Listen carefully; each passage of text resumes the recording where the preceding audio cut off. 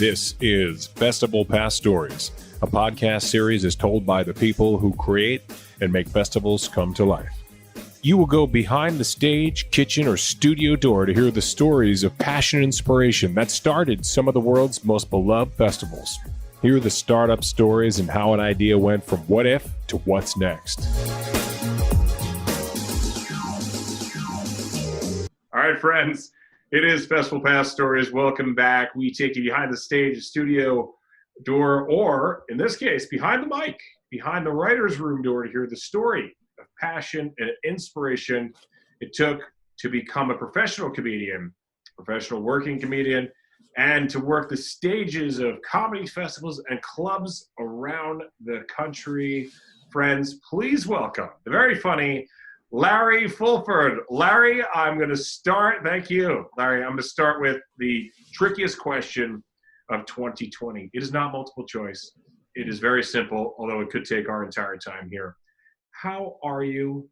Oh man, what a loaded question. No, Sure is.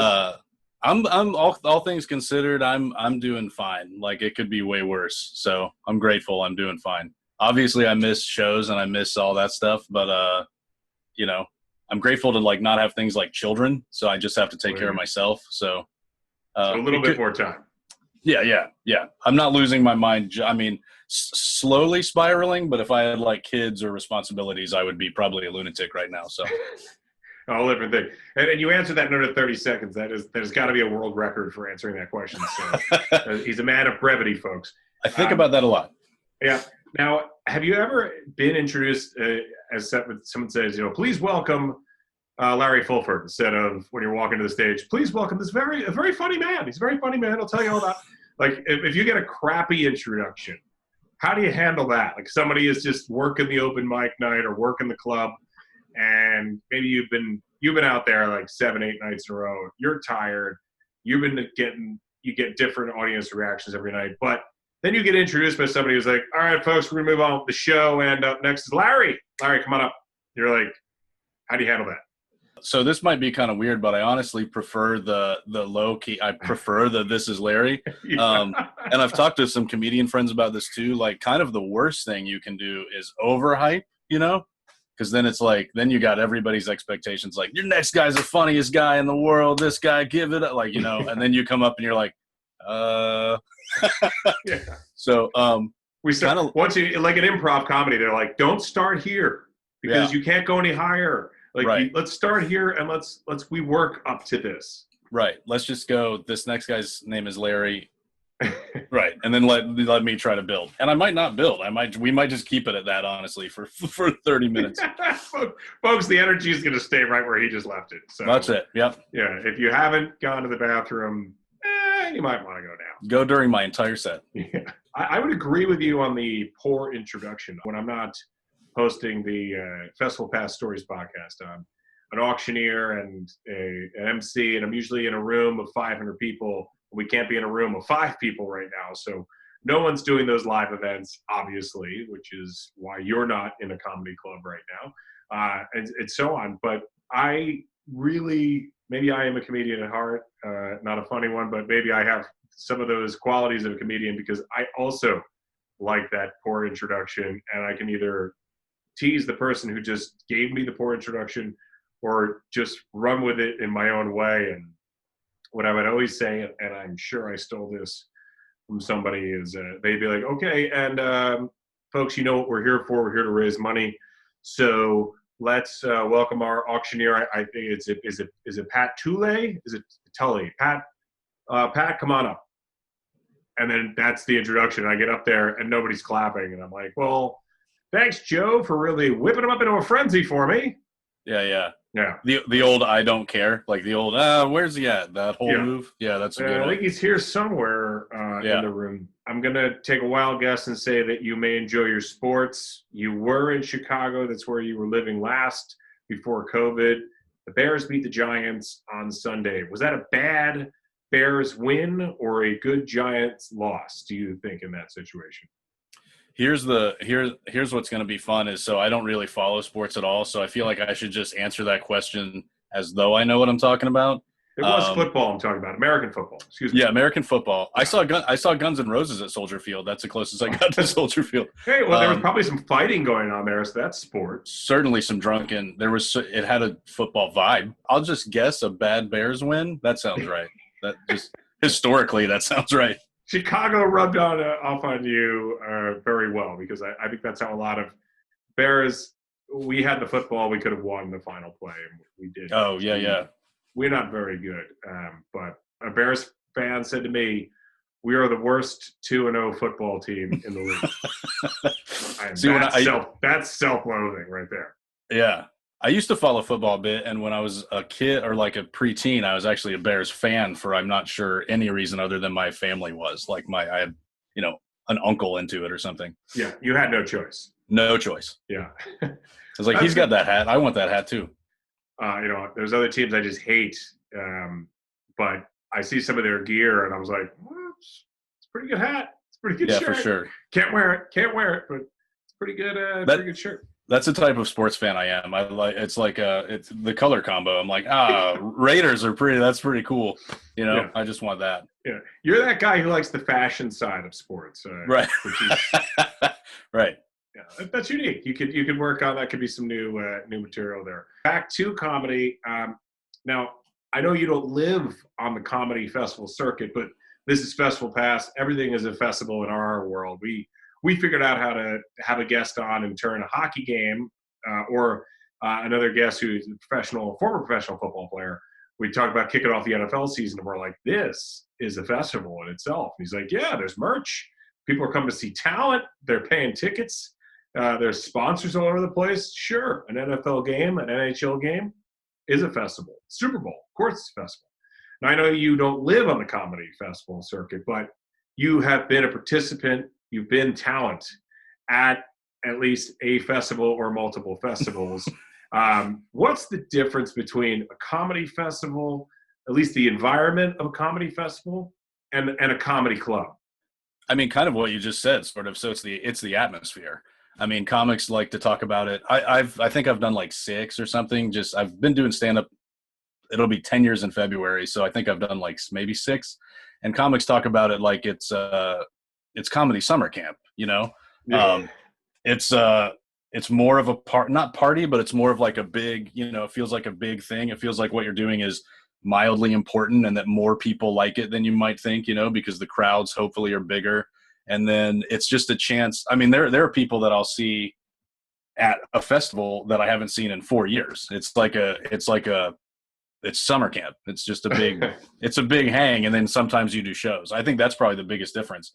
I think there's also a sort of pressure that's, at least for me, because I'm not like a comedy club guy. Like I mostly kind of booked little DIY tours when I could and did like rock clubs and stuff.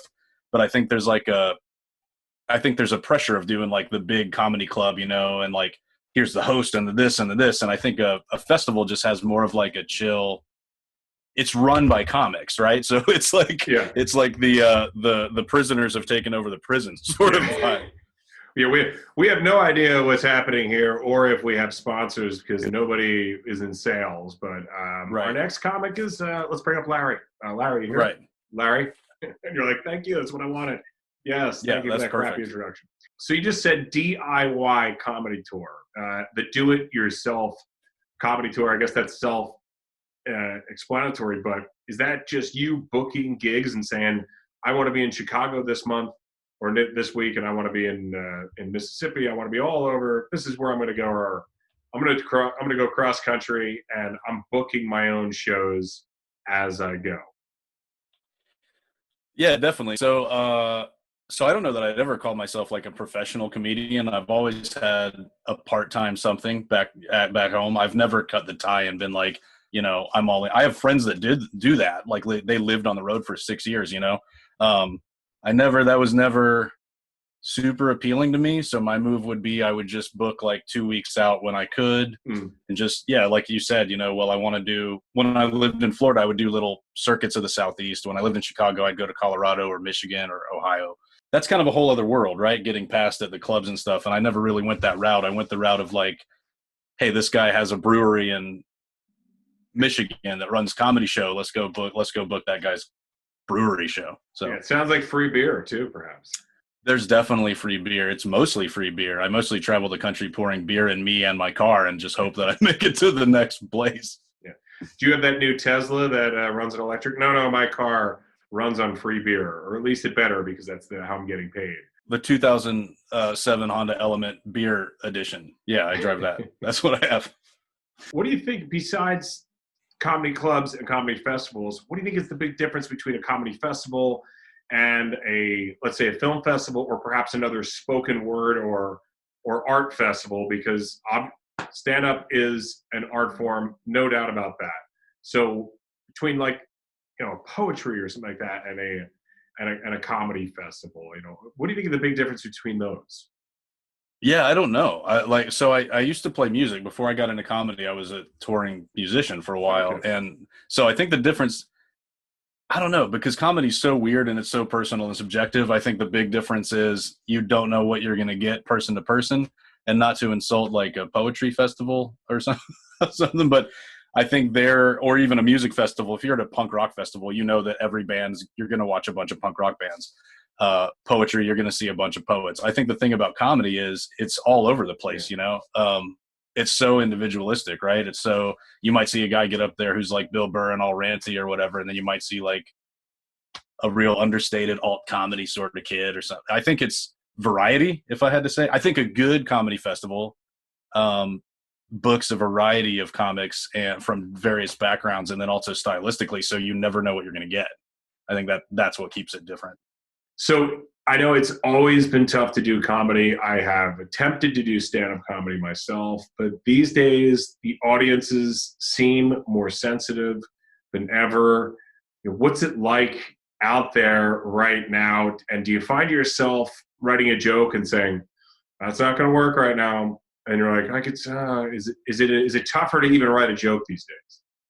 We kind of mentioned that a second ago. I'm on the fence about that. Like I kind of, I certainly have comedy buddies that are like, people are too sensitive right now. And I'm like, I don't know, man. So be a better writer, right? Trick it. Write better jokes. Right. Get more creative. Stop telling dick jokes. You can do better than that. And I'm of the mindset, like, I definitely believe that you can joke about anything, or rather you can try to joke about anything. But I think it's all about, it's about understanding that not everybody might be on board with that. But I think Sarah Silverman and folks like that, they're able to write in such a way where you trick people into not hating you when you say the thing. Yeah. I don't think it's harder. I think it's harder. Yeah, I'll just say that and probably lose a bunch of friends. I think it's harder if you're a lazy writer. Yeah. That's it. And that's why comedy is so difficult, because writers talk about writing. They say writing is rewriting. I've heard comedians talk about other comedians taking them under their wing, and some people saying that some comedians just, they don't want to mentor you or whatever. But it seems like when people do get really good advice from other comedians, they hear, well, let me see one of your jokes. And they look at it and they're like, well, I would put this here and that there. Now say it. And it's like, oh, wow, that is funnier. It's like, you got to connect with people. Like, don't step on your punchlines. Connect with people by delivering the joke, but delivering it in a way where it's natural coming from you. But it's also just, and if it doesn't kill, it's probably the audience that night. But this is a good joke. Right.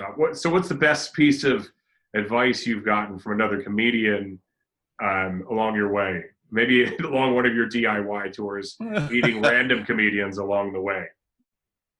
I mean, I've gotten a lot of great advice. The two pieces that come to mind, the first one is great advice that I just didn't follow.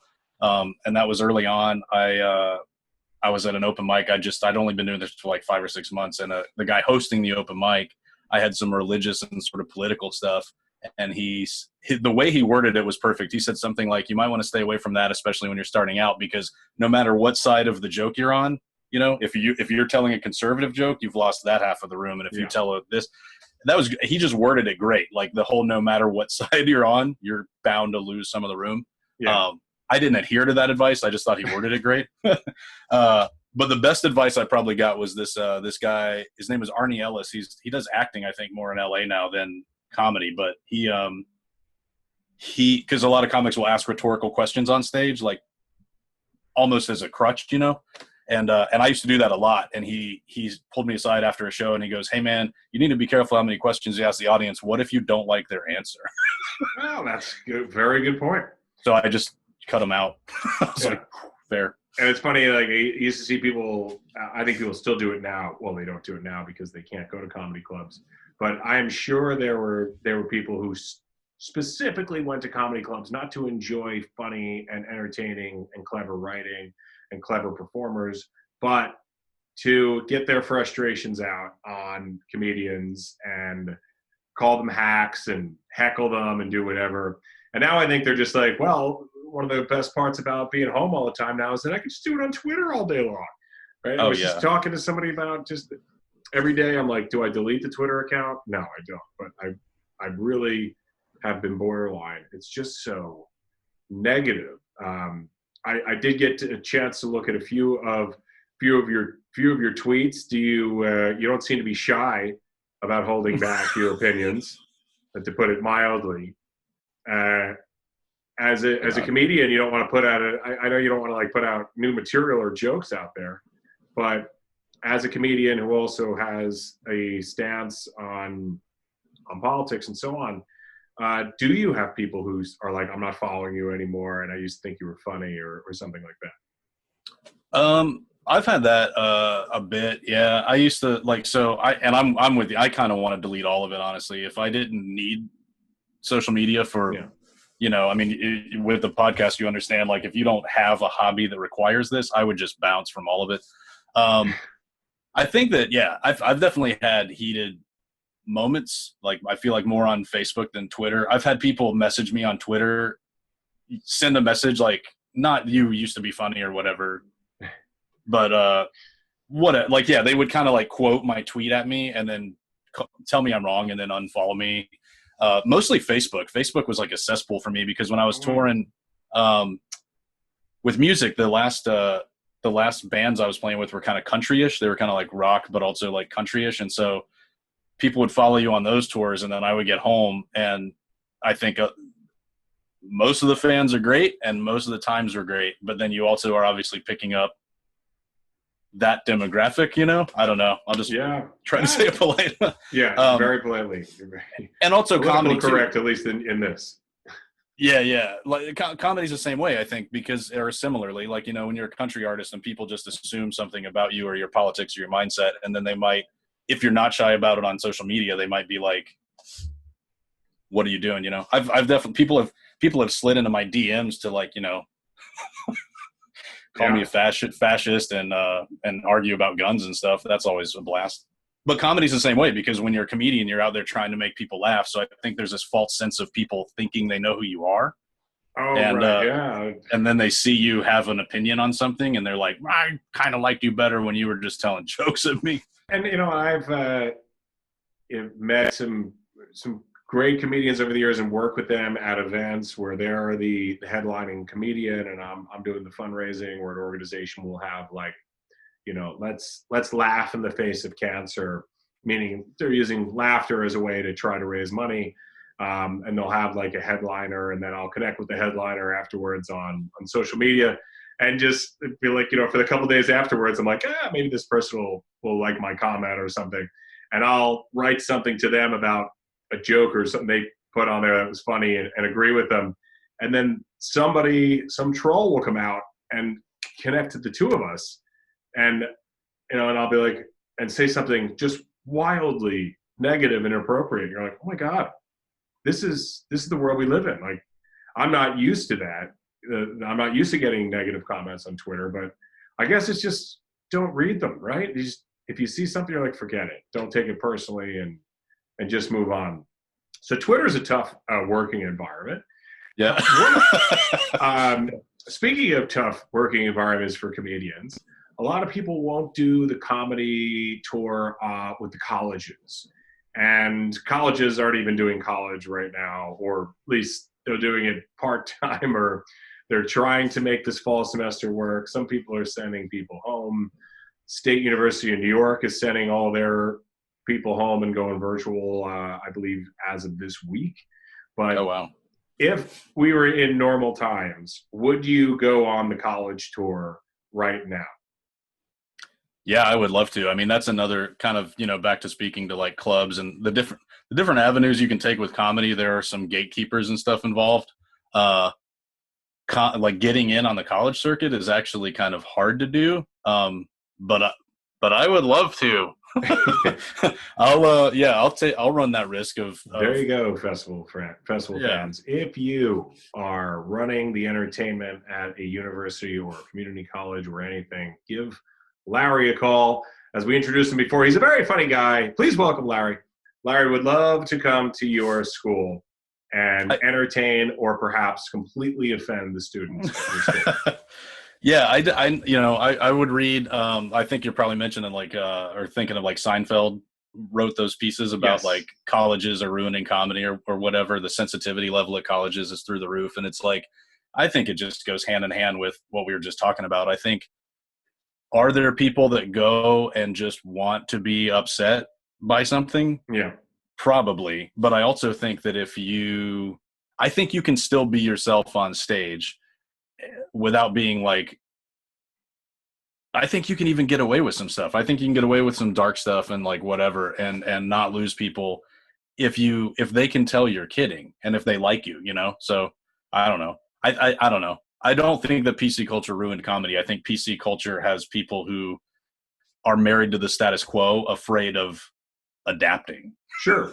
And on that note, on adapting, cancel culture is something that is out there. And some people say, they even take another side of that. They're like, it's not cancel culture. It's just stop being a jerk, stop being narrow-minded, and look at what's happening around you in the world is changing, and stop with the bad behavior. Just be mindful and be decent to people. And that's better. I like that. Just be mindful, be decent. And speaking of being decent to people and other tough rooms, tough environments to perform in as a comedian, during quarantine, of course, there has been attempts at Zoom comedy, and it seems that a lot of this Zoom comedy is falling flat. As I mentioned, I am an auctioneer now. We have in the same screen and the same HD camera I'm staring into now, I stare into to do these virtual auctions, and I say, folks, now's the time for you to support. Instead of being in someone's face and shaming them into paying more for an auction item, running out into the crowd, I can't do that now. So now I'm trying to do it through this one-dimensional situation. So it's not easy. And I use humor and improv to really get the room going and have some fun and pit one bidder against another. Really hard to do when they're bidding virtually through a chat or something like that. I'm throwing a joke out there, and then somebody who watched it 2 days later will call me and say, "Oh, that was great. We raised a lot of money. Hey, that was really funny too." And I'm like, "Well, thank you." 48 hours later, I'm getting this. I thought it was pretty funny. I wrote it myself. I thought it was pretty good. They're like, "Yes." We had 5 people in our house. Everybody was laughing. I'm like, "Oh, okay, good." I've been waiting for some feedback.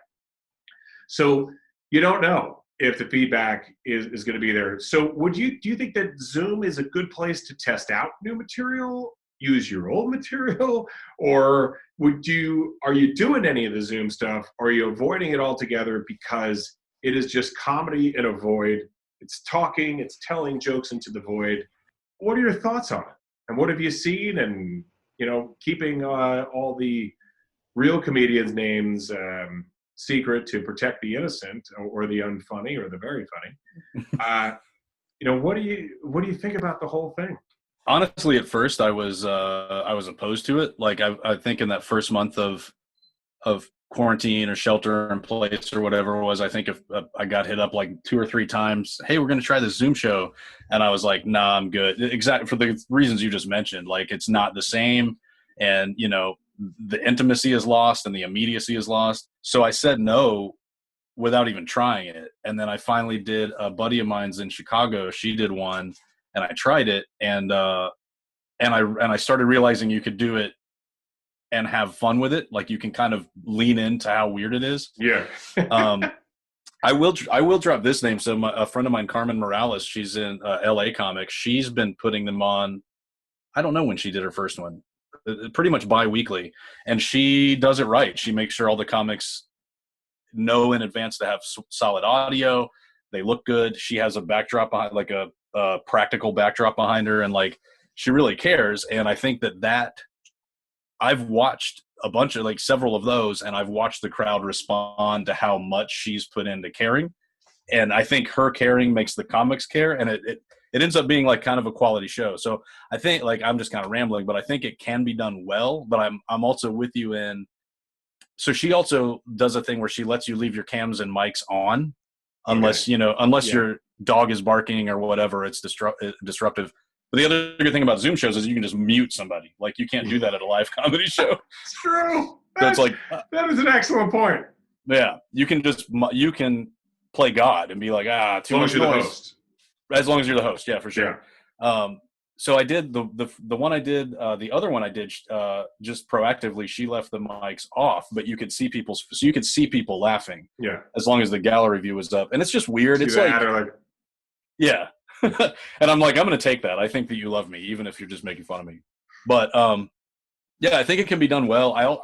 I completely understand comics not wanting to do it, for the same reasons you mentioned. Like, I have buddies that do music that don't want to do it because it feels weird. It's like you're just talking to yourself. But I think it can be done right, and I think the people who are willing to try to do it right are going to have a leg up for however long this lasts. And then also maybe to incorporate this on the other side of when things do get back to normal. You said sensible backdrop. If you did play fantasy football, that would be a very cool name for your team. Sensible backdrop.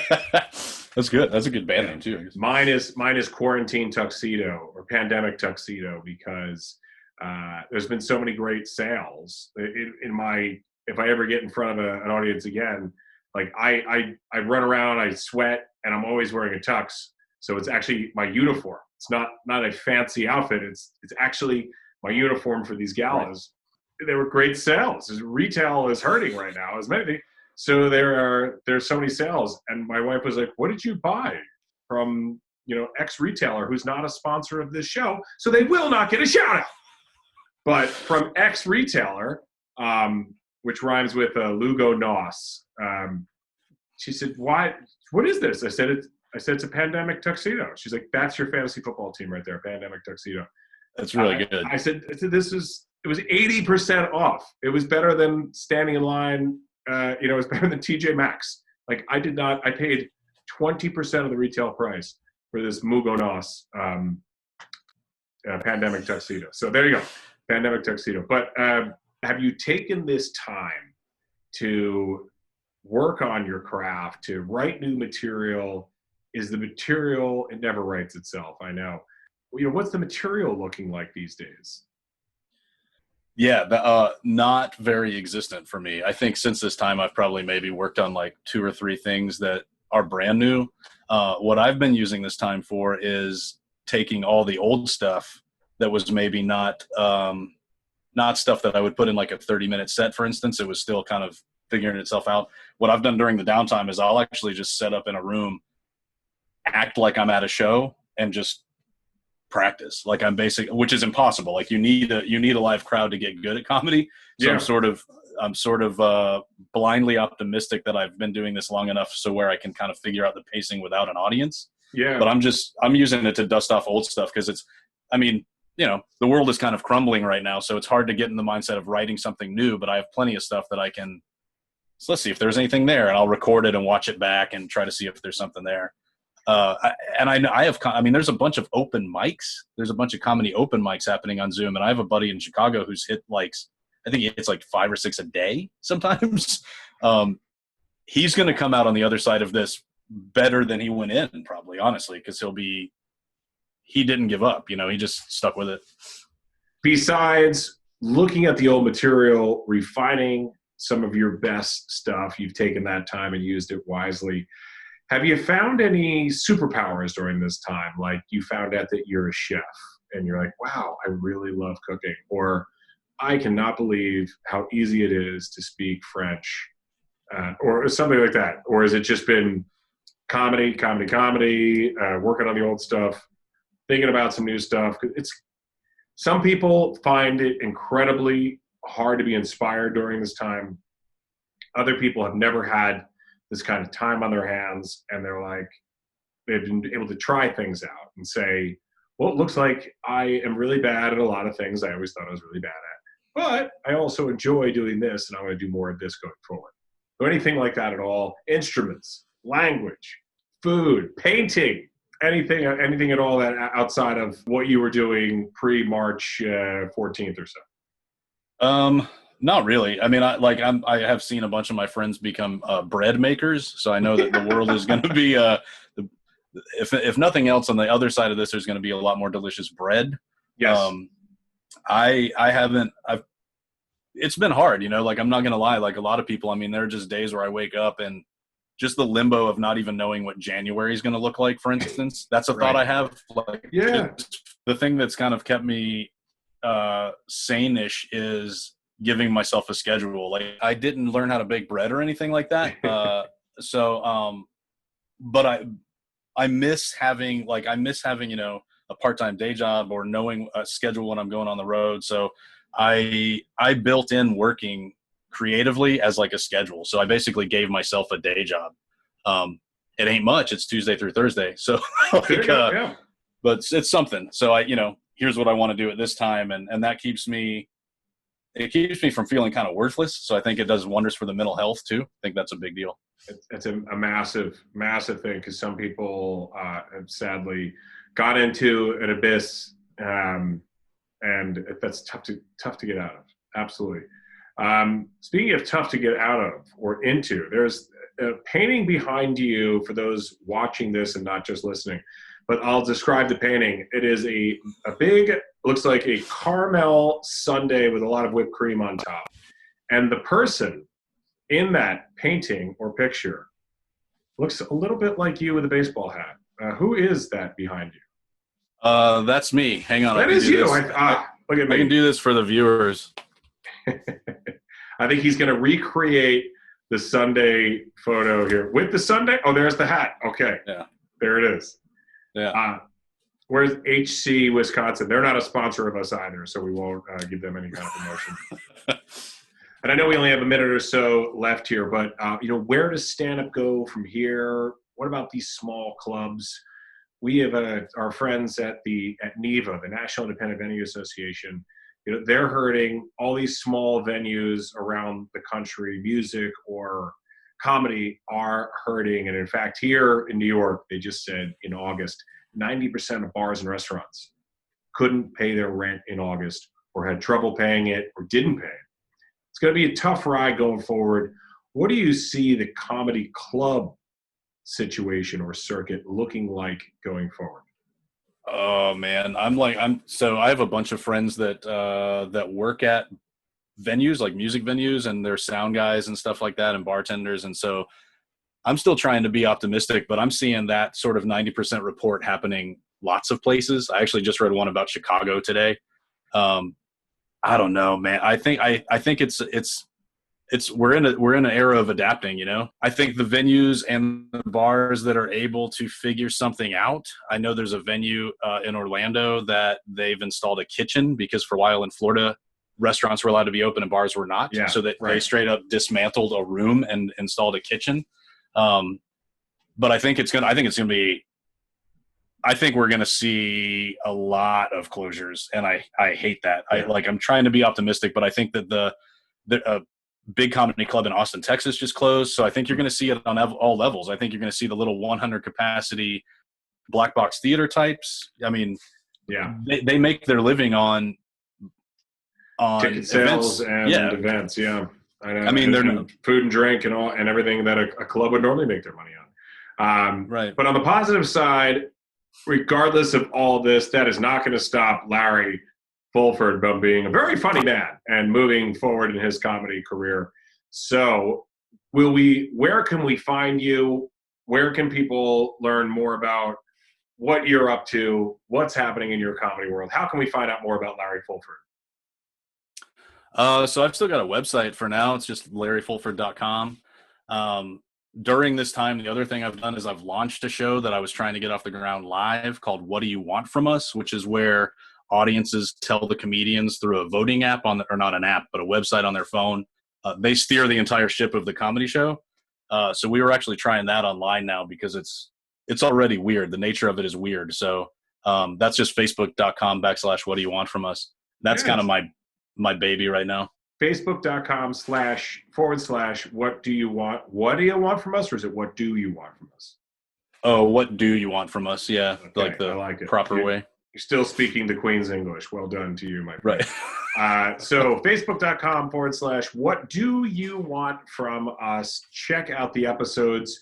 And hey, I'd love to be on one of them going forward. So let's stay in touch. Yeah, that'd be awesome. All right, friends, you know how to find him. He is, whether you give him a good introduction or a bad introduction, he is the very funny Larry Fulford. Larry, thanks for having us, and we will see you next time on Festival Pass Stories. This is Festival Pass Stories, a podcast series is told by the people who create and make festivals come to life. You will go behind the stage, kitchen, or studio door to hear the stories of passion and inspiration that started some of the world's most beloved festivals. Hear the startup stories and how an idea went from what if to what's next.